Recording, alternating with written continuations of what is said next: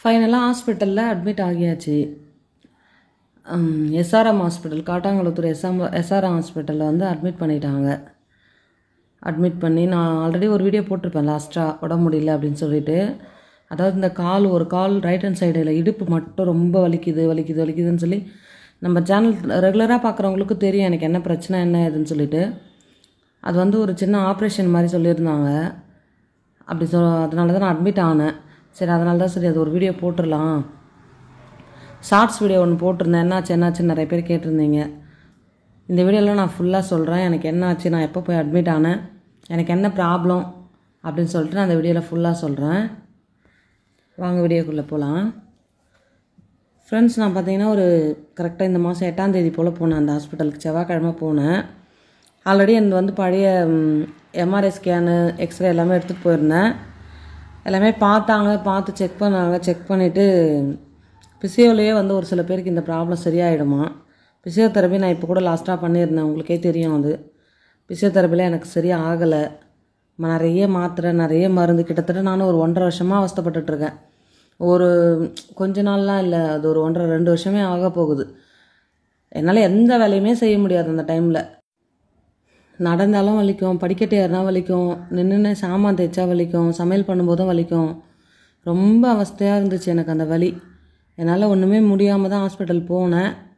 அவங்களும் பார்த்துட்டு ஆப்ரேஷன் தான் பண்ணணும் அப்படின்னு சொன்னாங்க.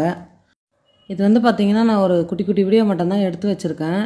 ஹாஸ்பிட்டலில் இருக்கும்போது நானே எடுத்தது தான். ஏன்னா ஒரு கையில் டிப்ஸ் போட்டு வச்சுருந்தாங்க இல்லையா, ஒரே கையில் என்னால் முடிஞ்ச வரைக்கும் ஒரு குட்டி வீடியோ மட்டும்தான் நான் எடுத்து வச்சுருந்தேன். இது வந்து பார்த்திங்கன்னா ஹாஸ்பிட்டல்லே ஃப்ரீயாக கொடுக்குறாங்க டிஃபனு. அதோ காலையில் டிஃபன் கொடுத்துட்றாங்க, மதியம் சாப்பாடு தராங்க. அதாவது சாம்பார் சாதம், தயிர் சாதம் அந்த மாதிரி தராங்க. ஒரு முட்டை, வேக வச்ச முட்டை. நைட்டும் டிஃபனும் வேக வச்ச ஒரு முட்டையும் தராங்க. நல்லா பார்க்குறாங்க ஹாஸ்பிட்டல், நல்லா சூப்பராக கவனிக்கிறாங்க. இது கையே வீங்கி போயிடுச்சு ஃப்ரெண்ட்ஸ். எனக்கு அந்த குளுக்கோஸ்லாம் எடுத்த பிறகு ரொம்ப கையே வீங்கிடுச்சு. சரி, ஓகே ஃப்ரெண்ட்ஸ், நம்ம என்ன ஏதுன்னு சொல்லிட்டு நான் தெளிவாக உங்களுக்கு சொல்கிறேன். இது வந்து பார்த்திங்கன்னா விநாயகர் வந்து பார்த்திங்கன்னா அந்த ஹாஸ்பிட்டல் என்ட்ரன்ஸ்லேயே இருக்கிறார். நல்ல அழகாக சூப்பராக இருந்தார், நல்ல பெருசாக இருந்தார். உங்களுக்கு வீடியோவில் எப்படி தெரியுதுன்னு தெரில, நல்ல பெரிய சிலை.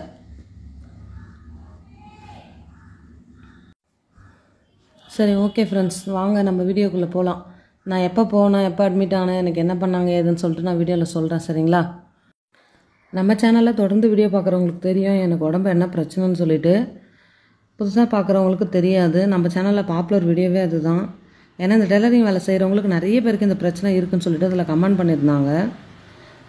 அந்த வீடியோ பார்க்காதவங்க இருந்தீங்கன்னா போய் பாருங்கள். அப்போ தான் நான் எனக்கு என்ன பிரச்சனை, எவ்வளோ நாளாக இந்த பிரச்சனை இருக்குது, ஏன் நான் அட்மிட் ஆனன்றதெல்லாம் உங்களுக்கு தெளிவாக புரியும், சரிங்களா? ஃப்ரெண்ட்ஸ், நான் வந்து பார்த்தீங்கன்னா 8ஆம் தேதி போயிட்டு அட்மிட் ஆன ஹாஸ்பிட்டலில், சரிங்களா? 4ஆம் மாதம் 8ஆம் தேதி போனேன், செவ்வாய்க்கிழமை போனேன், அட்மிட் பண்ணிக்கினாங்க. என்னுடைய பழைய ரிப்போர்ட் எல்லாமே பார்த்தாங்க, பழைய எம்ஆர்ஐ ஸ்கேன் எல்லாமே பார்த்தாங்க. இங்க பாருங்க, இது உள்ள இருக்கு, நிறைய இருக்கு. அது ஆல்ரெடி நான் வந்து பார்த்தீங்கன்னா வீடியோலேயே சொல்லியிருக்கேன், காமிச்சிருக்கேன். இங்க பாருங்க, இது எல்லாமே வந்து பார்த்தீங்கன்னா இதுல இருக்கு. இதுல நான் உங்களுக்கு என்ன பிரச்சனை என்ன சொல்லிட்டு இதுல இருக்கு, இது நான் காட்டுறேன். நிறைய பிளட் டெஸ்ட் எல்லாம் எடுத்தாங்க. நிறைய பிளட் டெஸ்ட் எடுத்துட்டு அப்புறம் எக்கோ டெஸ்ட் எல்லாம் எடுத்து பார்த்தாங்க, இசிஜி எல்லாம் எடுத்து பார்த்துட்டு தான் அது வந்து ஆபரேஷன் தேட்டர்ல வச்சு ஒரு ஊசி ஒண்ணு போட்டாங்க. எனக்கு முதுகெலும்புல பாத்தீங்கன்னா ஒரு ஊசி ஒண்ணு போட்டிருக்காங்க. எனக்கு பிரச்சனை என்ன அப்படின்னு பாத்தீங்கன்னா இந்த இடத்துல இந்த L5 போட்டிருக்கு. உங்களுக்கு வீடியோல எல்லாம் எப்படி தெரியுதுன்னு தெரியல. இந்த இடத்துல கரெக்டா ஜவ்வு வந்து பாத்தீங்கன்னா விலகி இருக்கு, சரிங்களா? இங்க பாருங்க, இந்த அம்புக்குறிக்கு நேரா இருக்கு. இப்படிதான் எங்கிட்ட டாக்டர் சொன்னாங்க. இந்த இடத்துல வந்து பாத்தீங்கன்னா உங்களுக்கு ஜவ்வு விலகி இருக்கு, அதுதான் உங்களுடைய ப்ராப்ளம், அதனாலதான் உங்களுக்கு வலிக்குது.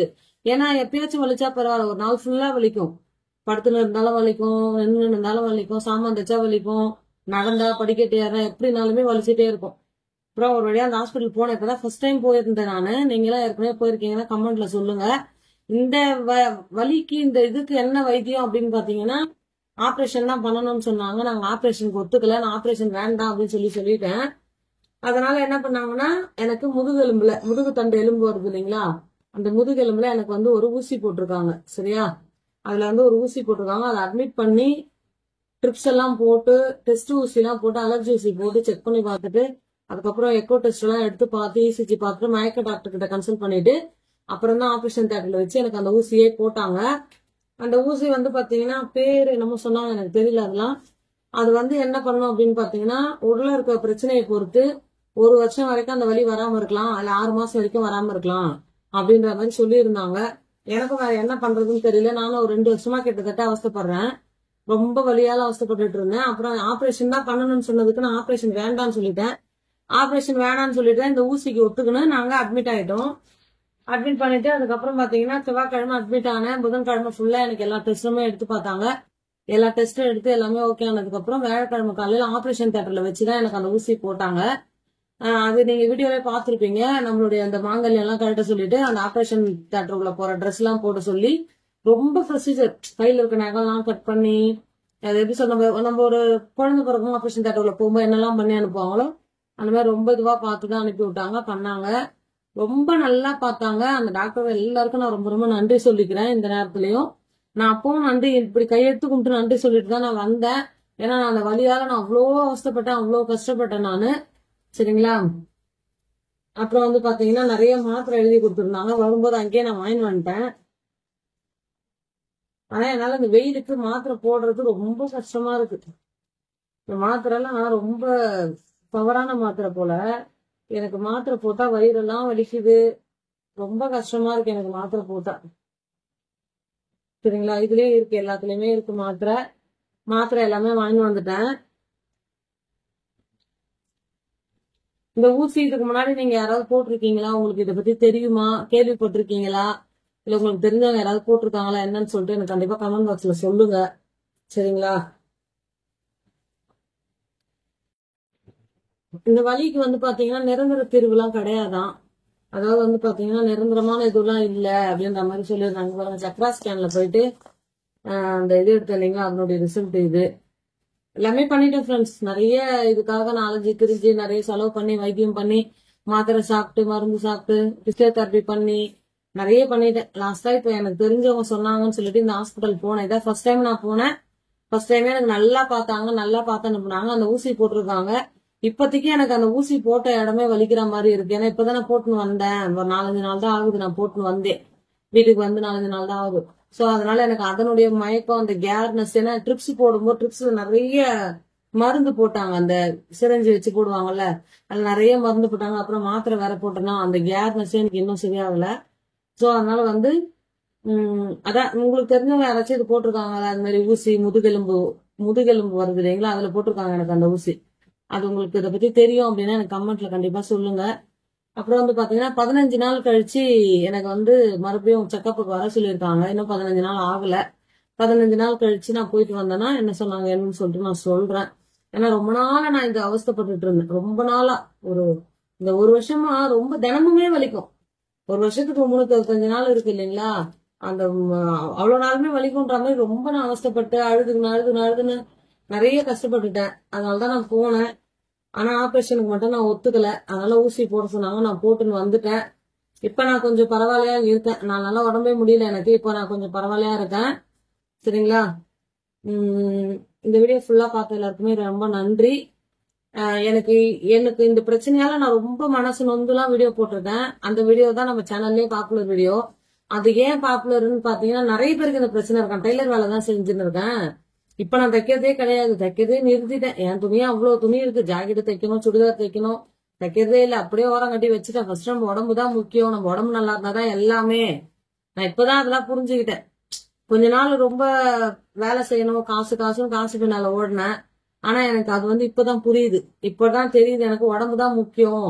ஃபர்ஸ்ட் நம்ம வந்து உடம்பு தான் பார்க்கணும், நம்ம ஆரோக்கியமா இருக்கிறது தான் நம்மளுக்கு முக்கியம் அப்படின்றதெல்லாம் நான் இப்ப புரிஞ்சுக்கிட்டேன். நான் இப்ப ஒழுங்கா சாப்பிடவும் செய்யறேன். சரிங்களா? இப்பெல்லாம் நான் ஒழுங்கா சாப்பிடுறேன். என் உடம்ப நான் இப்ப கொஞ்சம் பாத்துக்கிறேன். இப்ப கொஞ்சம் நான் நல்லா இருக்கேன். இந்த வீடியோ ஃபுல்லா பார்த்த எல்லாருக்கும் ரொம்ப நன்றி. சரிங்களா?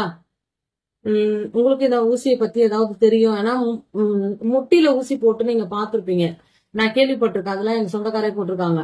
முட்டி எலும்பு இருக்குல்ல, முட்டி வலிக்கு முட்டியில எலும்புல ஊசி போடுவாங்க, பாத்திருக்கேன். ஆனா வந்து முதுகு எலும்புல ஊசின்றது நான் இப்பதான் கேள்விப்படுறேன். நான் போட்டுன்னு வந்துட்டேன். சரிங்களா? நான் சொன்னாங்க, நான் போட்டுன்னு வந்துட்டேன். நல்லா பார்த்தாங்க ஹாஸ்பிட்டல்ல, ரொம்ப சூப்பரா பார்த்து அமிச்சாங்க. அப்புறம் ஓகே ஃப்ரெண்ட்ஸ், நான் நம்ம சேனல்ல வந்து நான் முடிஞ்ச அளவுக்கு தொடர்ச்சியா வீடியோ போடுறேன். நான் அதனால இப்போ டுடே லஞ்சுன்னு சொல்லி லஞ்ச் பிளேட் வீடியோ போட்டுட்டு இருக்கோம் 4 நாளா. சரிங்களா? அதுவும் பாருங்க, நம்ம சேனலுக்கு சப்போர்ட் பண்ணுங்க, சப்ஸ்கிரைப் பண்ணுங்க. ஓகேவா? என்னால முடிஞ்ச வரைக்கும் நான் டெய்லரிங் வீடியோவும் போட பாக்குறேன். நான் கட் பண்ணி வெளியே கொடுக்குறேன் அப்படின்னும் போது நான் வந்து பாத்தீங்கன்னா உங்களுக்கு கட்டிங் வீடியோ எல்லாம் போட்டுனே தான் இருப்பேன். அப்புறம் வந்து பாத்தீங்கன்னா உங்களுக்கு தைக்கிறது பத்தி, அதாவது டைலரிங் பத்தி எந்த ஒரு டவுட் இருந்தாலும் நீங்க என்கிட்ட தாராளமா கேட்கலாம். எப்பனா மெசேஜ் பண்ணலாம், நான் உடனே ரிப்ளை பண்ணுவேன். நீங்க இப்பதான் புதுசா தையல் வேலை கத்துக்கிறீங்கன்னா நம்ம சேனலை சப்ஸ்கிரைப் பண்ணி வச்சு எப்போ உங்களுக்கு எந்த டவுட், ஒரு பிளவுஸோ சுடிதார் எதுனாலுமே டைலரிங் வேலையை பத்தி டவுட், இல்ல மிஷின் ஒரு ரிப்பேர் ஆயிடுச்சு, இல்ல தையல் கூலியில எதனா ஒரு டவுட், இல்ல வேலை தைக்கிற துணியில ஏதாவது டவுட் எதுனாலுமே நீங்க எனக்கு கமெண்ட் பண்ணுங்க. நான் உங்களுக்கு உடனே ரிப்ளை பண்ணுவேன். சரிங்களா? ஓகே ஃப்ரெண்ட்ஸ், ரொம்ப ரொம்ப நன்றி. தேங்க்ஸ் ஃபார் வாட்சிங். அடுத்த வீடியோல பார்க்கலாம்.